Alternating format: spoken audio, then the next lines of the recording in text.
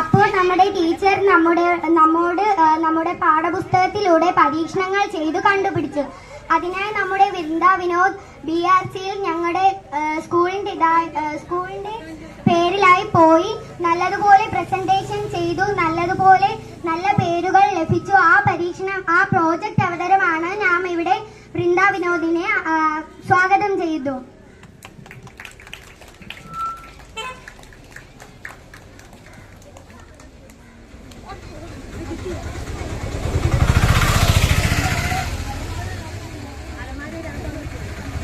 Good morning, my dear teachers and my dear friends. My name is Vrinda Vinod. I'm studying in 7B. Today, I'm here to share my project presentation to you all. This is a project started by the students of GHS Career School in Kansham Science Fest 2023-24 to find a suitable place for cultivation inside our school compound. We gathered about 6 samples from different places inside our school compound, and with the help of teacher, we did 3 experiments to find out whether the soil is eligible or not. So, we found that the organic content, pH, and water absorption capacity of soil. First is the determination of organic content.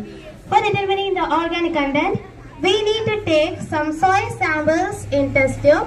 After that, pour some hydrogen peroxide into it, and if there is effervescence, that means the soil contains organic matter. More effervescence means more organic matter. Next is the pH. The pH of a pure substance is 7, and the pH of arable soil must be at the range of 6.5 to 7. If it's above or below this, the soil is not eligible for cultivation. To determine the pH, we need to take some soil in a glass. After that, pour water till it is immersed completely. Then tilt the glass and collect the dripping water. After collecting the water, we need to put 2 to 3 drops of universal indicator solution to it. And that's how we determine the pH. And our last step, the water absorption capacity. For water absorption capacity, we need to take soil samples from different locations, and we need to separate, dry it well. After that, fold a filter paper like a cone, then place it in a funnel. Then place the funnel in a beaker. After that, put some soil into the funnel. Then take a dropper and some water. Then put the water drop by drop all the surface of the funnel, so that the soil gets wet in all parts. And if the water drips from the funnel to the beaker, we need to store, and that's how we determine the water absorption capacity.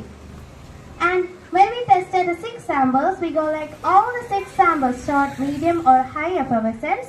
pH value ranged from 7 to 9.5. Majority of them were around 7.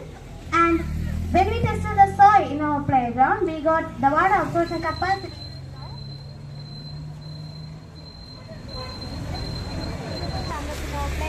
We got the water absorption capacity of like 37 drops.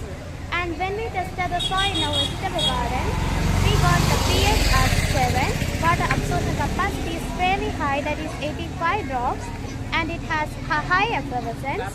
When we tested the soil in our kitchen, we got it like the water absorption capacity is very low, that is only 23 drops, and with the pH of 9.5 alkaline. Let me give you some remedy suggestions for non-eligible soils. First one is the pH. If the pH is like 9.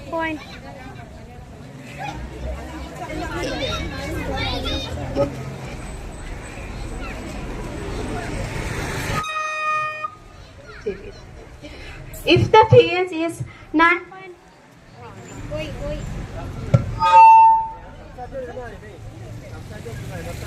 If the pH is 9.5, it's alkaline, okay? And let me give you some remedy suggestions for non-eligible soils.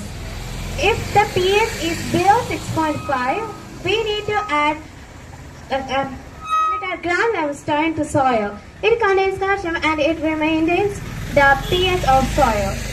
If it is above 7.5, we need to add ammonium sulfate to soil to acidify it. And so, the cheapest way to lower the soil pH is to add aluminum sulfur to soil. So to correct the organic content, we need to add crop residues, then organic mulching, green manures. Also we can add Several green manures such as cow dung. Also we can add many things like compost and everything to maintain the organic content. For water absorption capacity, I want to say that water absorption capacity mainly depends on the organic content of soil. So the same things are repeated for this also. We need to restrict high lesser earth removing walls.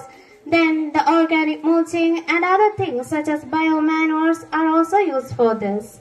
So thank you all for your kind listening and valuable presence.